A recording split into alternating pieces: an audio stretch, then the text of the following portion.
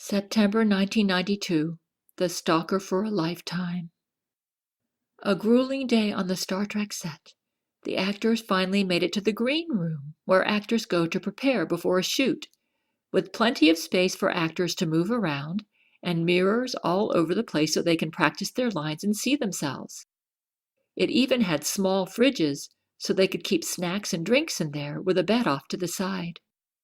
Patrick Stewart, his co-star, offered Brent a beer in the green room, while they were in a break between shooting scenes for the Star Trek The Next Generation episode A Fistful of Datas. Jesuit Loree McBride had spiked the beer with brain control drugs.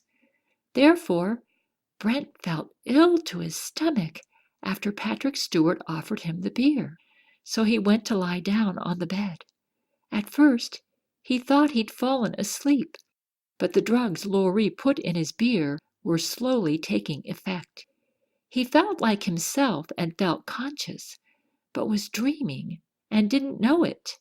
In this vivid, lifelike dream, he thought Gail wandered into his studio. Upon seeing her, his soul soared out of bed. He thought she visited the studio and someone let her in. She had found him in bed, as if he waited for her and dreamed for her to join. Gail had finally arrived, his dream come to life. There were no words, only emotions, as he felt her slip into his bed, her limbs and body swirling him into passions and dreams.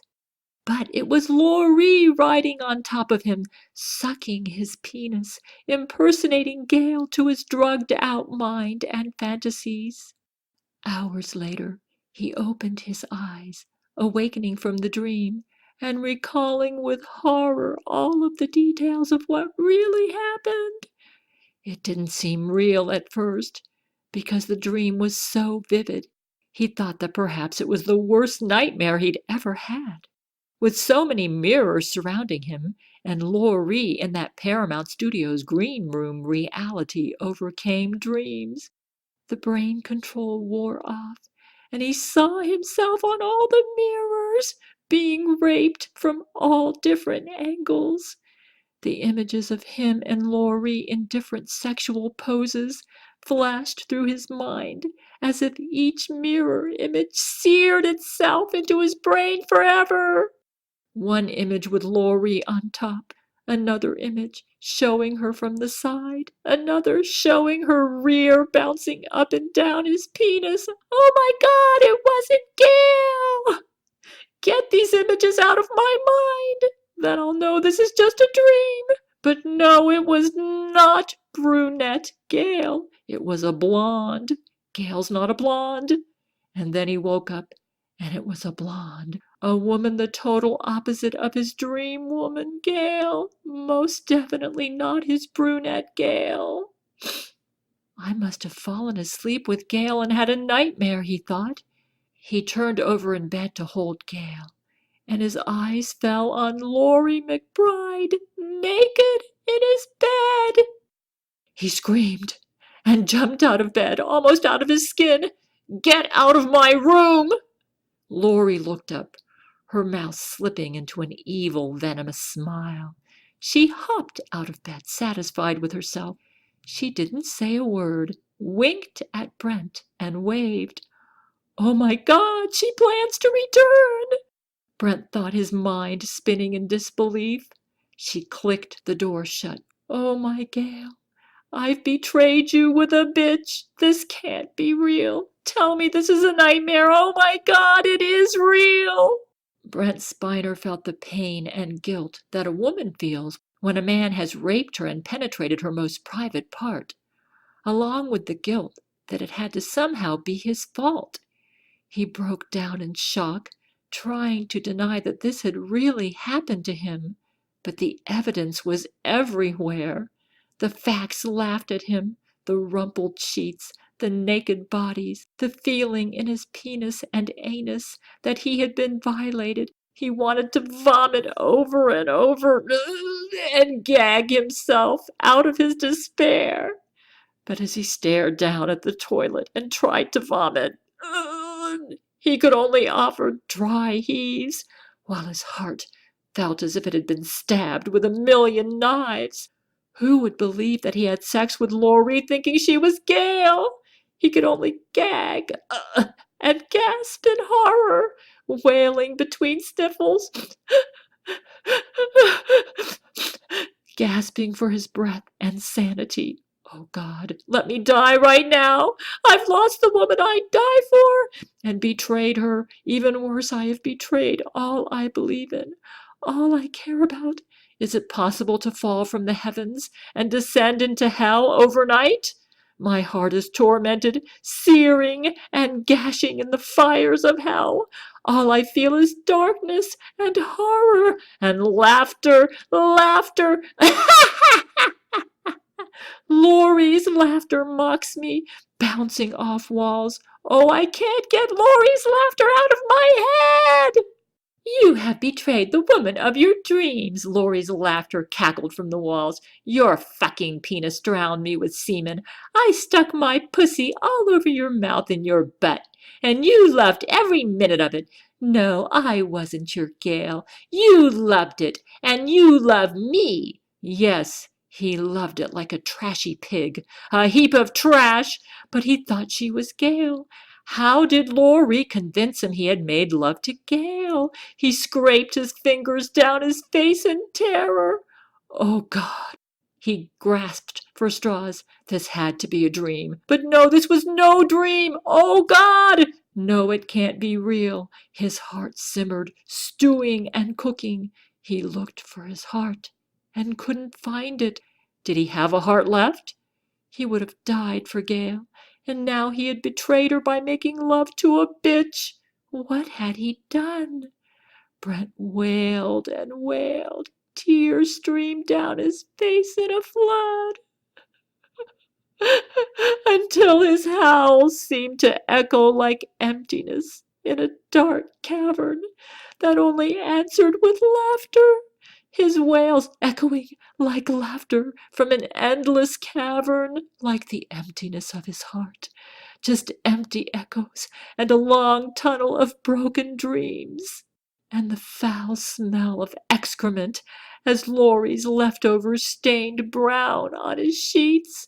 Never in his life had he ever been violent or vulgar, traits he despised. For this reason her drug rape traumatized him, making him feel like a monster in his own body, a monster that he abhorred, Loree's new creation, the monster who became Brent as he made love to Loree, horrified him so much that he longed to crash his face that he now saw in the mirror as the most abominable and horrid face he'd ever seen. He felt he didn't deserve to live. He, the monster he'd become, must die, must suffer torments for the terrors he had inflicted on all that was beautiful, on all that made life worth living.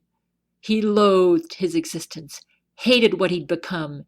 He, a monster, deserved to die. Loree seemed to feed on his loathing and terror, how he now abhorred the vile reptile he had become.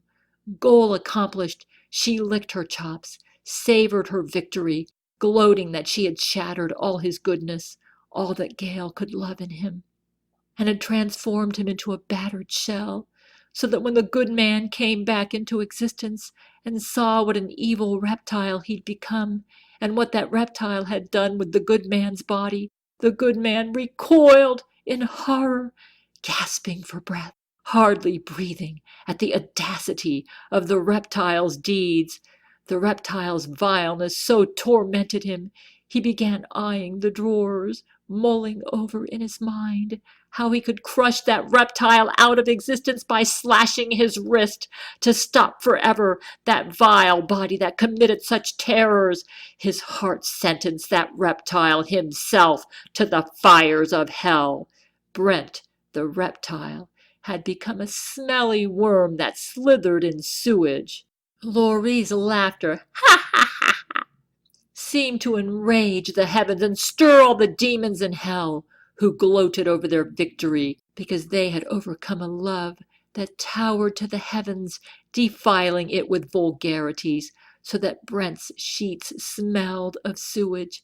The foul smell raked his sinuses, stuffy from crying for hours and hours, while Brent wailed from a bottomless pit over the loss of all that had made his life worth living.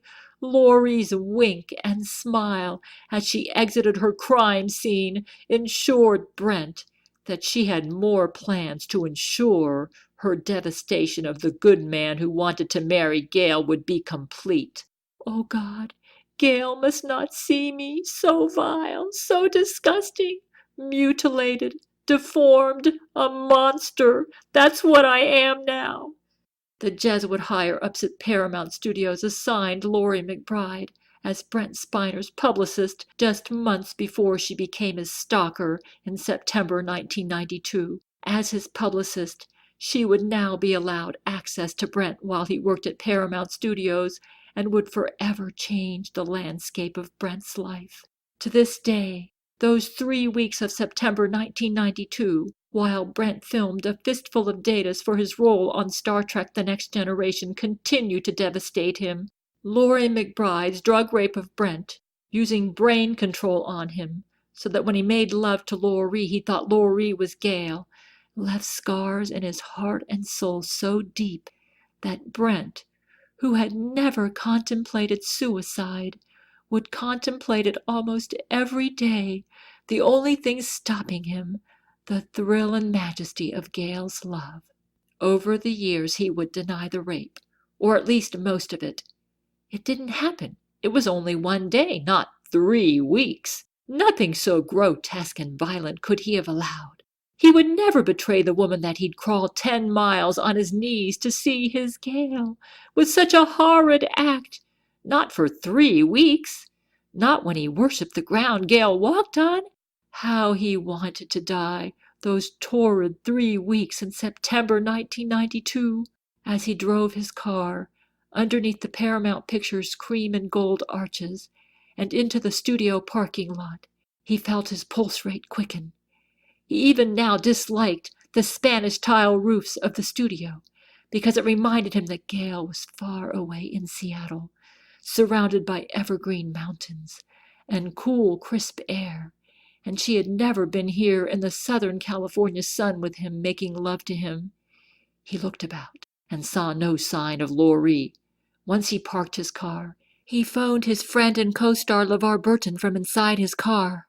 "Hey, Brent, what's going on with you and Loree?" Brent wailed on the phone for at least a minute. "Give me time to get myself together. Hey, what I'm about to tell you remains top secret, all right?" "Sure." LeVar paused as if bracing for the worst. "Hey, I don't like Loree. Something's not right about her." "LeVar, it's horrible. I was in the green room, you know, where we go to prepare before a shoot. Patrick Stewart got me a beer, and I set it down for just a second. And that's when Loree spiked it with some mind control drugs. I wasn't feeling well after I drank the spiked drink, so I went to lay down. That's when I started having a vivid dream about making love to Gale. My God, Brent, there are mirrors all over the place in that room." "Yeah, so we can see ourselves as we rehearse between shoots. But I saw myself being raped by Loree in those mirrors from all these different angles." Brent wailed and couldn't stop. "How did Loree get in bed with you?" "Well, I was feeling ill, so I went to lay down. I started having a dream about Gale when Loree walked in. My vision was so hazy I thought it was Gale." "It was the mind control drugs." Brent wailed so much he couldn't talk.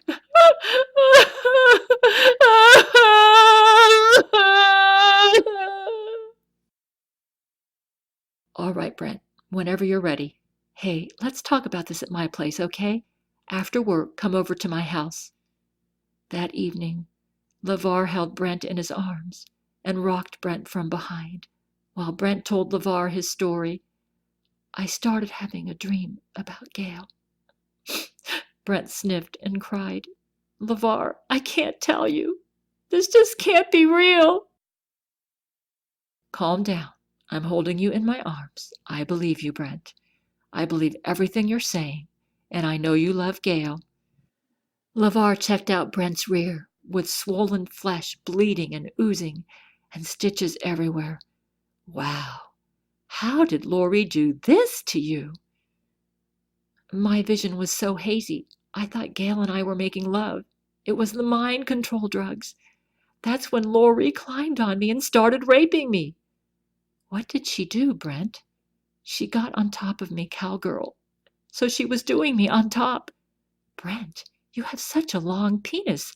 How in the world—" "Yeah, and the weird thing is she was able to sit all the way down on it, all 18.25 inches. It was pretty freaky."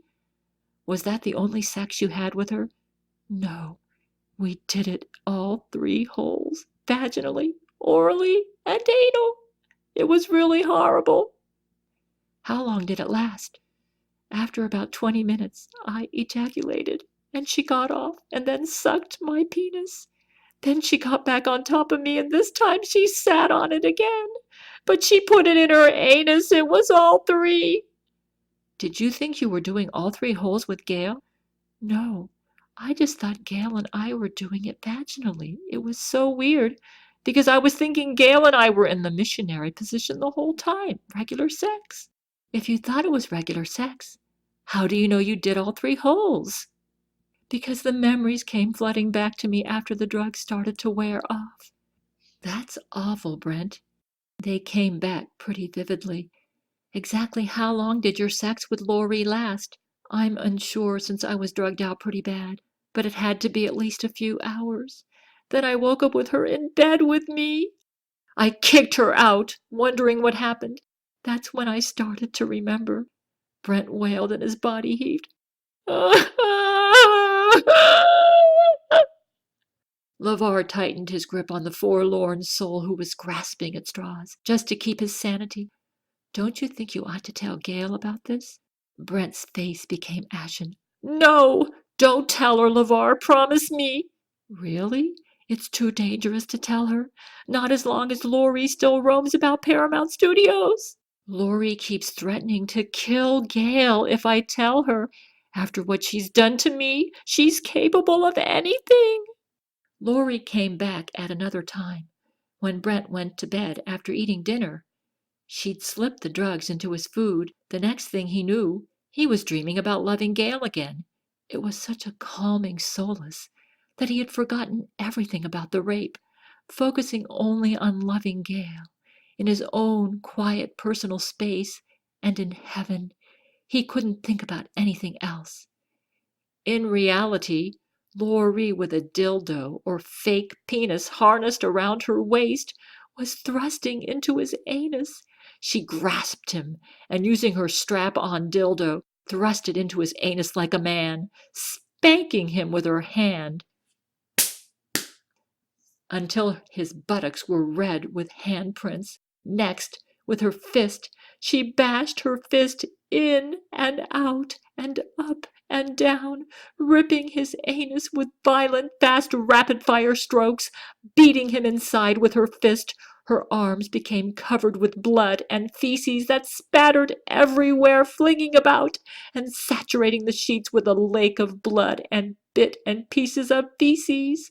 Her eyes became afire as she arched her back in ecstasy, experiencing an orgasm from her violent thrusts and from the blood and feces spattering all over her body and arms and sheets. Her face and eyes gleamed, fuming with ecstasy, thrilled at her conquest, feeling her power and strength, possessed and ecstatic over her control of the famous Star Trek star, helpless under her grip, as if all the devils inside her steamed with glory over the terror they inflicted in the hearts of Brent and Gale.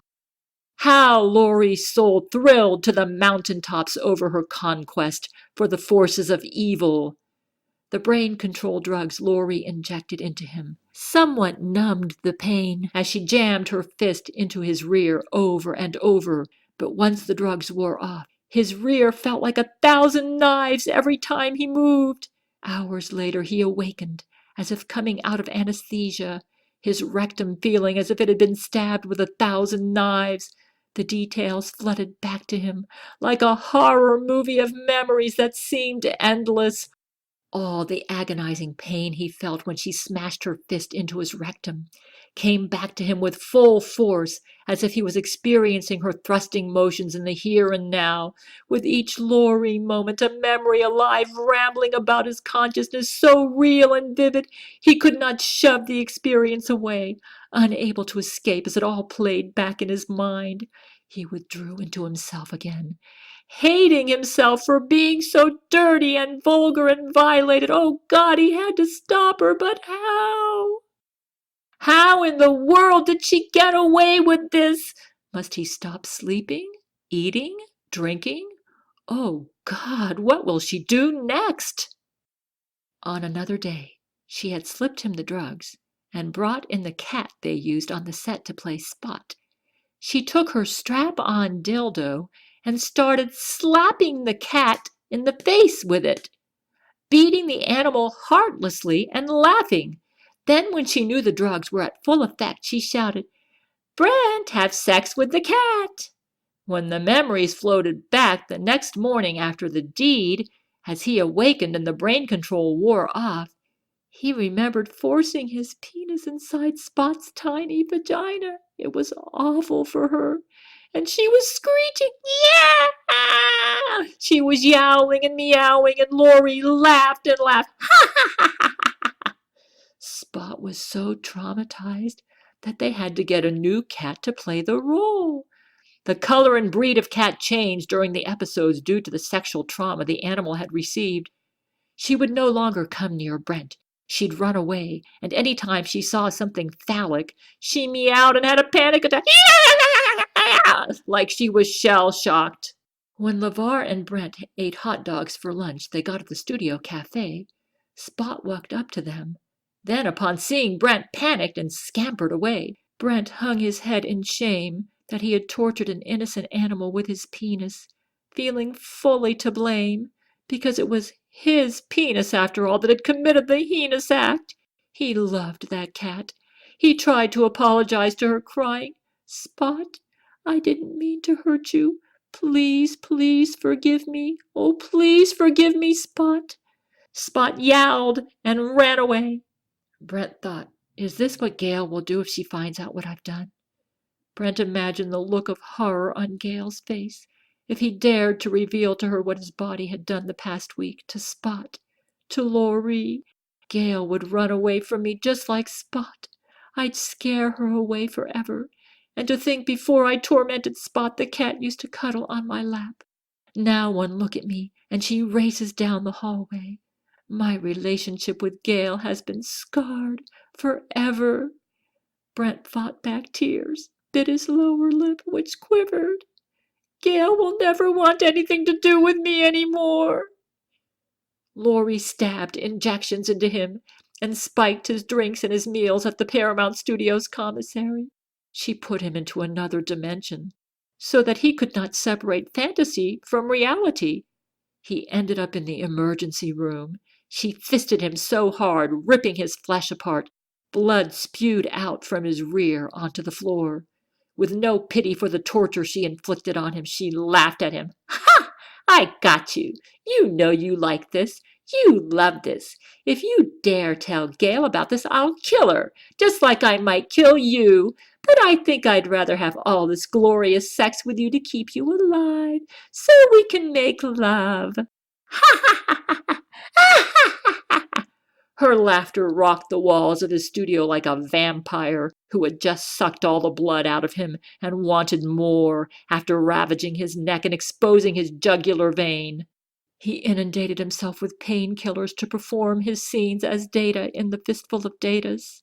Unable to keep his legs together as he walked in some scenes, walking with a limp, which the studio wrote into the scene as comedy, Loree seemed to read his mind and followed him everywhere in the studio when he was on breaks from filming. Brent was staying late at the studio one night. Macaulay Culkin had come to visit that evening because he was a huge fan of the show and wanted to meet Brent.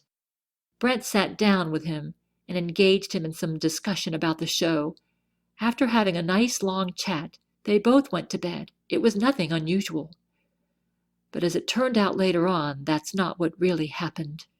During the middle of their conversation, what actually happened was Brent got up to go use the restroom, and when he came back, Loree handed Macaulay a drink. "What's in it?" Macaulay said, looking at her quizzically, trying not to be rude by not accepting the drink. "It's something called Jesus juice," she said. Figuring it to be some kind of alcoholic drink, Macaulay drank it.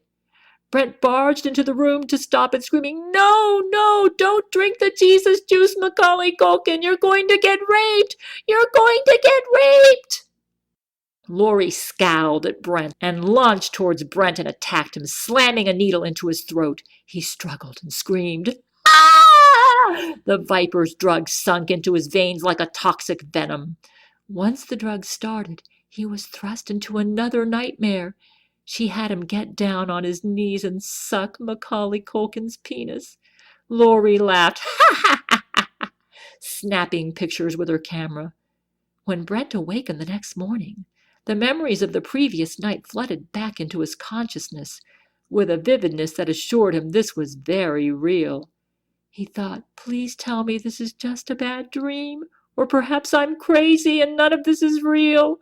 Please make it not true. Please let me just be crazy.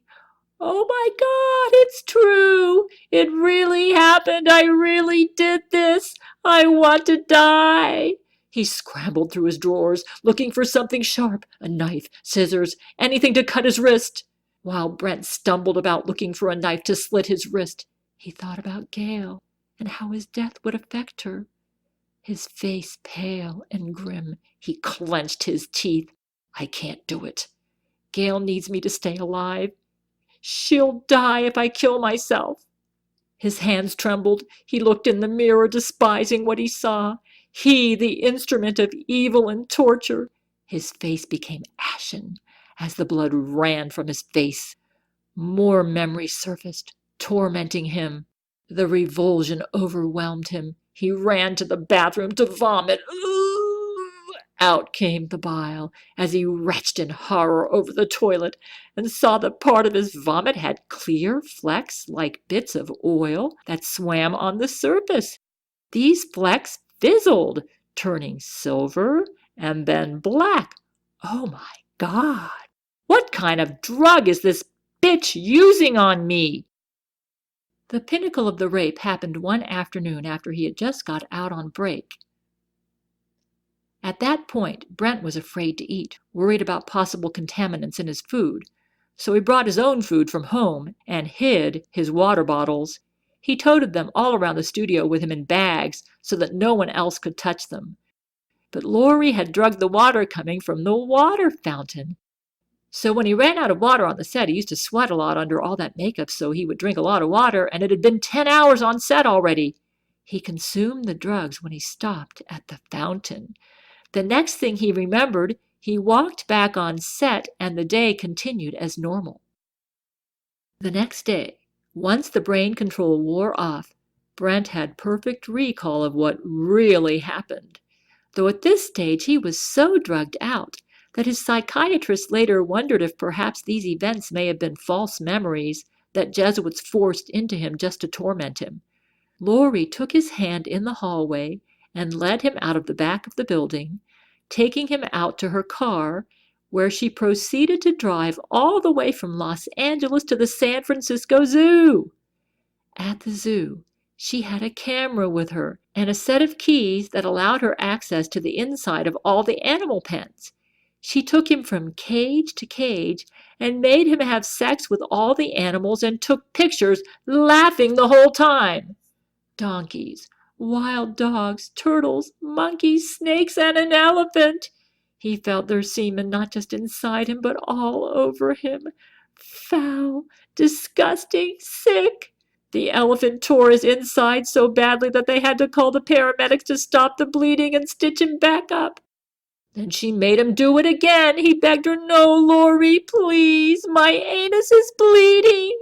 For the love of all that is holy, my anus is bleeding." It tore him up really bad. The elephant was so powerful, it pushed its penis right through his rear, ripping flesh and smashing organs. He cried the whole time, shuddering as the elephant raped him again and again. His horror reached new heights that day. She brought out eels, stuffing baby, very tiny moray eels into the head of his penis, and shoved the big ones up his butt. Scientists later decided that the part about the elephant penis may have been a false memory, inserted into Brent's brain to torment him. Regardless of what really happened, Brent's injuries put him in the hospital with stitches all over his rear, offering oozing, putrefying flesh to the beholder. His sex with Loree and her zoo animals pierced his body and soul like a million knives. Now she had pictures of him being raped, making his degraded image forever prisoner on those film reels. With photographic evidence, he would never be able to escape, and should he ever shed the memories of what happened, those photos would bring it all back. Feeling like pure filth, he couldn't face up to what he did. He thought, if I explain all of this to Gail, I'll scare her away. She'll see how sick and contaminated I am, and will know that I am an evil and awful person. Oh, this is all my fault. How could I allow this to happen? I'm so horrible, such a monster. I don't deserve to live. No matter where he went, she leaped on him from hidden corners, jabbing brain-control drugs into him. She even put brain-control drugs into the water fountain he drank from. She trailed him like a bloodhound. Ah, so you went to the big shots and they took my side. Loree's laughter cackled off the wall. Ha ha ha ha! You better not tell that Gail about me, or I'll do worse to her than what I've done to you. I'll kill her. It took a month and many stitches to heal. The anal sex she gave him with a dildo and her fist so ravished his rectum that his rectum became butchered steak. She captured it all on film. Oh, how he loves violent sex. Loree flipped her hair, clapping her hands together, ha ha ha ha ha ha, cackling with laughter.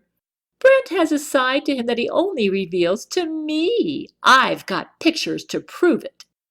She carefully neglected to point out the stark contrast between his violent sex with Loree and his tender, committed love songs for Gail, who admitted to Brent that she had trained for Christian missionary service. Though he tried to suppress the horror, Loree shoved her evidence, the pictures she took, to the Paramount studio heads, down his throat, stabbing him to death with it, gloating in her victory. Her rape devastated a love that towered to the heavens. Gail noticed his unusual silence that 3 weeks in September 1992. September 15th was her birthday, and he didn't call her. Is something wrong? She wrote him. Have I offended you? Silence. Why won't you call me? What's wrong? Oh, something's terribly wrong.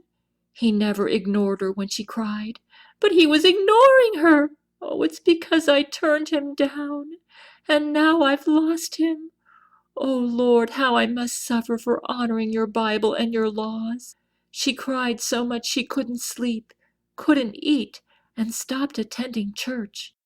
All her heart she had flowed into Brent, and the flow had been blocked. It dammed into a wall that seemed 1,000,000 miles thick. All she had lived for the past year dammed up in torrents inside her, so that her heart exploded with pain, and she cried all through the days and days that Brent gave her silence on her phones. To make matters worse, she knew Brent read of her despair in her letters to him, and his silence toward her continued, even when he knew she was groveling in depression because of his silence. Oh, something terrible's happened. Something awful, Lord. I'm so depressed. My heart is bleeding all over the floor, and I can't stop the bleeding. I'm going to die if you don't help me. Though Gail denied Brent her body, she had given him all else, all her time, all her heart, and all her soul. Normally in church Sunday morning and evening and Wednesday night, she skipped church for a week, barely having the strength to get out of bed. Depression overwhelmed her. Tears flowed like a waterfall. As she drove on the freeway, she cried so much she could barely see the road. The love she wanted to flow to him was blocked. Her heart had hit a wall.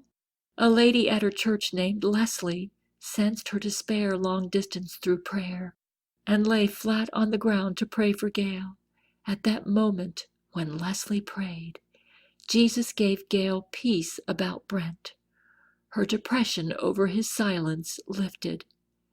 Gail had surrendered her feelings for Brent to Jesus and decided she could love him through prayer. Now the dam of love she had for him was no longer blocked. It would flow to him through prayer. She decided to pray for Brent for the rest of her life. That decision made her feel she was still loving him, and so her spirits lifted. After weeks of torment over his silence, she could sleep at night, because she could now love him through prayer. Yes, prayers could go beyond his silence and the blockade that stood between them, and Jesus somehow would flow her love to him through the heavens. She wrote Brent to tell him this.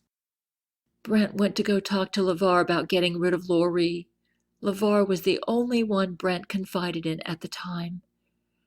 After that few hours with her, did you have any other sex with her? LeVar asked him, laying a hand on his arm. Yes, she kept breaking into my room. I started drinking from bottled water, but she would contaminate the water while I wasn't looking and give me the drugs again, and wound up doing even worse things to me. Oh my God, Brent. Because Brent wailed so much, LeVar just cuddled and rocked him for several minutes. She started raping me with a strap on.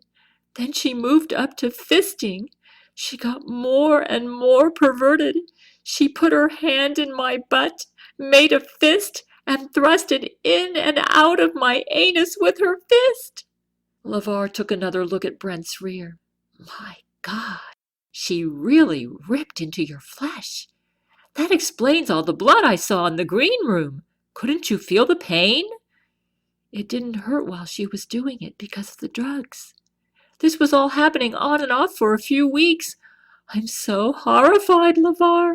I've betrayed Gail and done such horrible things. I'm in so much pain, physical and emotional. I just want to die. Is there any way to get away from Loree? It seems that Paramount Studios wants her in the studio. Brent, can't you stay away from her mind control drugs?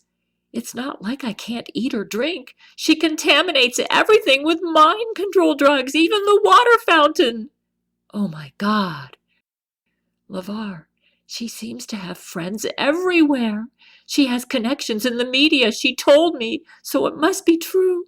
She's threatened my job and Gail's life. I've been trying to figure out where she comes from and how to keep her from entering the studio. Can you help me? Because my bodyguards aren't doing their job, and they're letting her meddle with my drinks and food and letting her get into the studio. She apparently has a lot of friends. I want you to sleep with me. You're going to sleep in my arms tonight and every night until we get this thing licked. LeVar held Brent from behind, rocked him to sleep, and went to guard the door. Oh, LeVar, Loree is so icky. I don't want her anywhere near me. I get the shudders every time I see or hear her. When I wake up with her in my bed, I feel like a spider has crawled into bed with me. Brent, you need to tell Gail about this. Gail's crying her eyes out over you, and you're giving her silence. You need her really bad right now. I think she'd understand. She could hold you up, Brent. Brent's face became ashen, and his hands trembled. If Loree catches me calling Gail, she'll kill Gail. Brent's lips twitched and tears streamed down his face. Loree said she'd kill Gail if I tell her. As long as she's still wandering around the studio, I can't call Gail. Here, call Gail right now from my cell phone. No, LeVar. Brent eased back from LeVar and looked down at the floor, nodding his head in disbelief, then staring ahead with a blank stare, a faraway look, as if a nightmare played over and over in his mind, and he saw monsters and ghosts, knives and blood, fists rapid fire into his anus, evil grins, laughter, images whirling about, screaming at him, jumping at him. "LeVar!" Brent screamed. "I'm going mad! LeVar! Is that you? Is this real? Am I here at your house, or am I at the studio? LeVar! What's real, and what isn't, LeVar?" Brent broke down and wailed, releasing all the shame, all the resentment, all the hatred he felt for Loree. He raced for LeVar's kitchen, looked for a knife, scraped his hands through LeVar's kitchen drawer. Hands trembled, fingers scurried, trying to find a knife of the right size, but he shook so much when he reached for knives, he dropped them. His hands shook so violently. Suddenly, Brent felt strong arms about him that clutched both his arms and held them back. "No, Brent, you're not going to do this. Brent, this is real. I am LeVar, and I will protect you from Loree. Stop it, Brent! Stop it!" "I can't tell Gail, LeVar. Don't tell Gail. Loree will kill her. Loree will kill her." All right, Brent, I promise. I won't tell Gail. Calm down. Calm down." Brent wailed and wailed in LeVar's arms. "Not as long as Loree still roams about the studio." Brent's voice had become husky from hours and hours of wailing. LeVar was horrified how his best friend had been transformed from a well-adjusted, happy, and loving friend into a man who looked ready for the state mental hospital. "Loree stuffs her purse with knives. The guards guard her. The guards caught her with knives. She said she was a chef. That's why she had to carry them, so they let her through." Brent scowled. "Loree's so crazy. I really think if I tell Gail, she'll stalk Gail next." LeVar noticed that his best friend turned ashen white. "All right, Brent. I swear over my dead body, I won't tell Gail." Brent stared at LeVar in disbelief. "Over your dead body, you won't tell Gail?" "Over my dead body." He cuddled Brent from behind. LeVar wanted to get past this and focus on a solution. Though he felt Gail could help Brent now, he could see that to bring Gail into the picture could bring in complications that would destroy Brent. "Can't you beat these mind control drugs? They're tricky. You feel as if you're still yourself and feel fully conscious, but don't realize you're drugged. Even though I feel ill from them when I'm on them, I don't think I'm delirious. It's sort of like having a dream. But you don't know that you're dreaming, so everything makes sense at the time. Can't you see the drugs or get rid of them in your system? Maybe make yourself throw up whenever you feel ill because they make you feel ill. Have you tried that?" "Even though they made me sick to my stomach, I didn't throw up the first time. But I started to realize that whenever I feel sick, it's Loree's brain control drugs, so I made myself throw up after that." "What do the drugs look like? Did you see them in your vomit?" "They are clear and colorless, almost like water. That's why it's easy to sneak them into food and drink." "How'd you figure this out?" "Well, when the drug mixes with air, it slowly turns silver and then black. 'Cause that's what happens to my vomit when I'm under Loree's brain control drugs." LeVar tried to comfort and protect Brent, but it was no use, and every time they tried to thwart her, she would just find another way to get him. Brent finally summoned up the courage to tell Paramount about being raped. "Loree has already talked to us about this matter. You raped her, and we won't ban her from the studio. We expect you to behave honorably around her, or else—" "She spiked my drink. She's tried to kill me." The studio executive looked over Brent with a scowl, as if he disdained the very presence of the star who made his show shine. "I see. Loree owns the studio." Brent could not hold back the tears. "You think I enjoy sex that does this?" Brent revealed his rear, filled with stitches and raw and oozing flesh. The executive winced at the sight. "My, you really like it rough, don't you? I won't hear of this any more. How could such a beautiful woman do this to you? Brain control drugs! Get out of here." The executive scowled. "You're a disgrace to the studio. Treat Loree with the respect she deserves." "You just couldn't resist her body, could you? Her beauty just overwhelmed you with lust. If you don't give her the respect she deserves, We'll write Data out of the show. We'll explain to the public that we can't have a rapist working for Paramount Studios." The executive paused and looked out the window. "One more thing. Not a word of this to anyone, you understand?" He stared Brent down as if in a dare. "If we find you have leaked this to anyone, we'll paint you as a rapist to the media. Don't forget, we have photographic evidence." How Brent loved Gail, and how this tore at his heart. He recalled Loree's words, "You tell Gail about our sex and I'll kill her." Brent realized that if he lost his job as Data, that he'd be out on the streets and unable to protect Gail. "Yes, sir." The executives then produced a contract that made him promise in writing that he would not tell anyone about the rape, or else they'd be entitled to smear him to the press as a rapist. If Brent refused to sign this contract, he'd lose his job. His heart racked with pain, sinking so low. He wasn't sure he could ever feel happy again. Now, if Gail wanted to, he could never marry her, at least not any time soon. Even worse, he felt he betrayed all that made him feel worthy as a man. He could barely restrain his tears, but if he ended up in jail, either as a rapist or because of his debts, how could he keep Gail as his pen friend or even protect her if he needed to in the future? Also, his co-stars made his job at Paramount a great place to work, and he had really bonded with them. So he decided to stay with Paramount for them, for his job as Data, and so that he could stay off the streets to stay afloat for Gail. He had just finished paying off a huge debt and was finally no longer in danger from his creditors. If he lost his job, he knew he'd be on the streets and possibly in debtor's prison. He wasn't nearly as rich as the press made him out to be. The world did not know of the huge debt he had incurred before he landed his famous job as Data of Star Trek: The Next Generation. So Brent signed the Paramount contract, promising not to tell anyone about the rape, giving Paramount permission to smear him to the press if he did. Perhaps he could weasel out of this contract later, he thought. The contract also made him promise not to bring charges against Paramount for defamation. That is, if he violated this contract and thus forced them to go to the press and expose him as a rapist.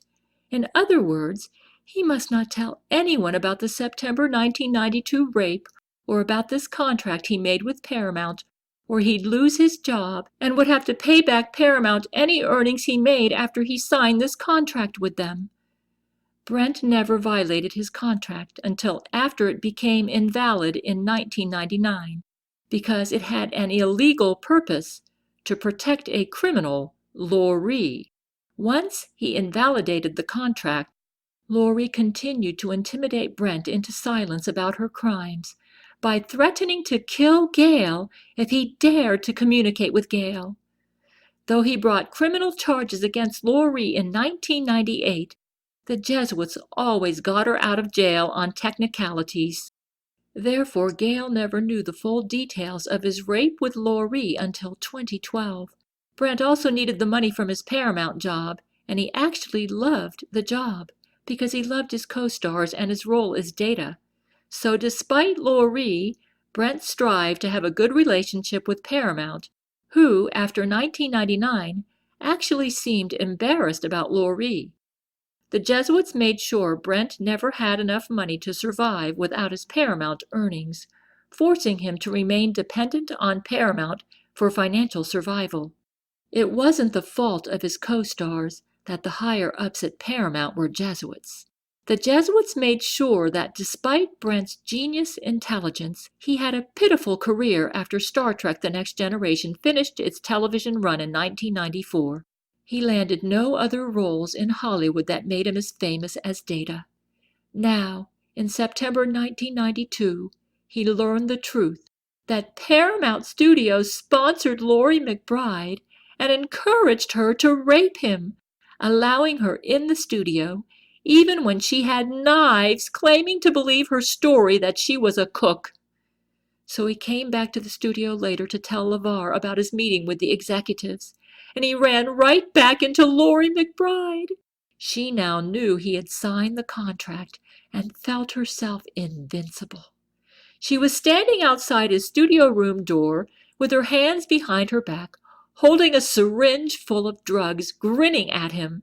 He stepped backward in fright, and she lunged, plunging the syringe into his neck, then threw him into the room. He struggled fiercely, and so she hit him over the head with a frying pan, sending him stumbling into the bed. Then she tied him down with ropes on the bed, spread eagle. In horror, he watched her undress. The door creaked open again. It was LeVar, and he held his finger to his lips to shush Brent, so Brent wouldn't give away that LeVar was behind Loree, because she didn't see him. The last thing he remembered was her slowly removing her top, and a split second later, LeVar rushed into the room, but Brent had passed out. When he awakened, still tied to the bed, Loree and LeVar were gone, but blood was everywhere. I gotta get out of here, he thought. He struggled and bit the ropes about his body to free himself, and then got up. A pool of blood led from the bed to the door and all the way out into the hallway. He followed the blood all the way outside to the far back of the studio, fearing the worst. LeVar stood there facing the dumpster. Brent trotted up beside him. What happened? Then Brent looked into the dumpster and saw Loree McBride. LeVar had killed her. This is between you, me, and this gallon of gasoline, LeVar said, lighting his match to light up a cigarette. He offered Brent a cigarette. Shaking his head in astonishment, Brent refused. LeVar threw the match into the dumpster, causing the dumpster to erupt into flames. The sound of the flames licking Loree's body filled the air. Putting his arm around Brent's shoulder, LeVar stood there with Brent, listening to the flames, seeing the sparks fly, and feeling the heat from the dumpster. They just stood there watching the flames. To Brent, feeling the heat and seeing the sparks, the surreal became real.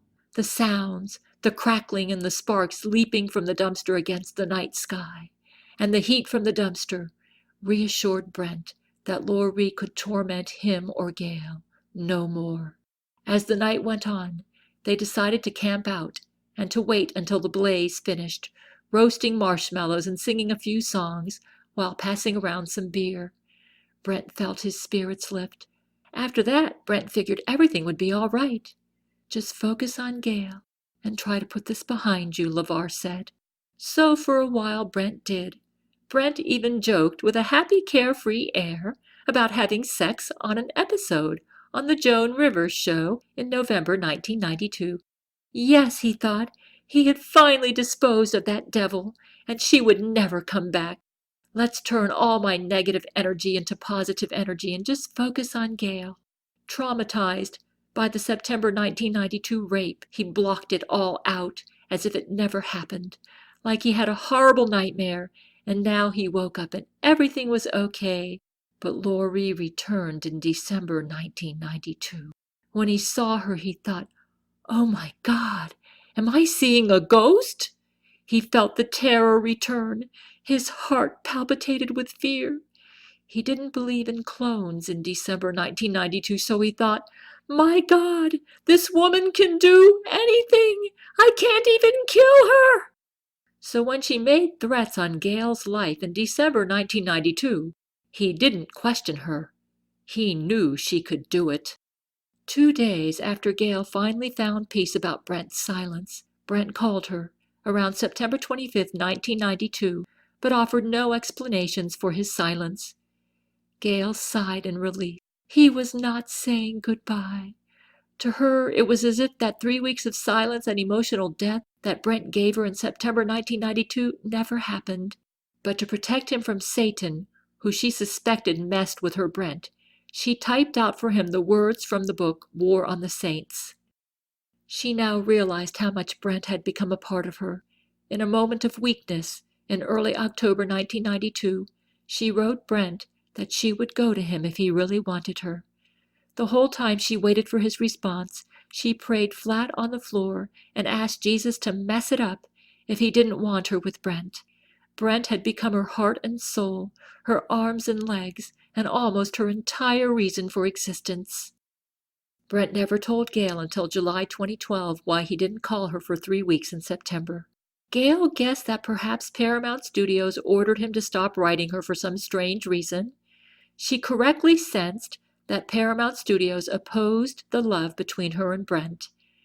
I don't get the impression that Star Trek likes women who write letters to their stars quoting the Bible all the time. But Brent was from Texas, Bible Belt, USA. She sensed he shared many of her Judeo-Christian values. But she had no idea that Paramount Studios used a Jesuit drug rapist on him, who almost killed him and threatened to kill her that horrifying 3 weeks in September 1992. Because Brent genuinely loved Gail, he sensed that Gail's decision to go to him may have been brought on by his 3 weeks of silence against her in September 1992. Unless she persisted with this decision, he would not encourage her to violate her moral standards. After his experience with Loree, he developed an overwhelming respect for a woman who would turn him down for sex when she wanted him more than anything in the world, and who only turned him down to honor her religion. He did not act on Gail's proposal to take her in his bed and as his wife that October 1992. His wounds had not yet healed from the rape, and how could he explain this to Gail without violating his contract with Paramount? So he ignored her offer. To maintain Gail's respect right now became his prime concern. During that 3-week nightmare of horrors in September 1992, Gail's love for him was the only thing that kept him from suicide. He didn't want to do anything to risk losing her love.